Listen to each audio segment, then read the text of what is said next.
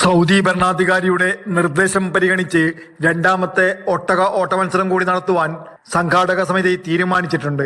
സ്ത്രീകളുടെ എണ്ണം വർദ്ധിപ്പിക്കുവാൻ ഭരണാധികാരി നിർദ്ദേശിച്ചതനുസരിച്ചാണ് രണ്ടാമത്തെ ഒട്ടക ഓട്ടമത്സരം കഴിഞ്ഞ വർഷത്തെ അപേക്ഷിച്ച് ഇരട്ടിയാക്കിയിട്ടുള്ളത്. സ്ത്രീകളുടെ എണ്ണം ഇരട്ടിയായി വർദ്ധിപ്പിക്കുവാനുള്ള രാജാവിന്റെ നിർദ്ദേശം വന്നതോടെ 18 സൗദി വനിതാ ഒട്ടക സവാരിക്കാരെ കൂടി ഉൾപ്പെടുത്തും.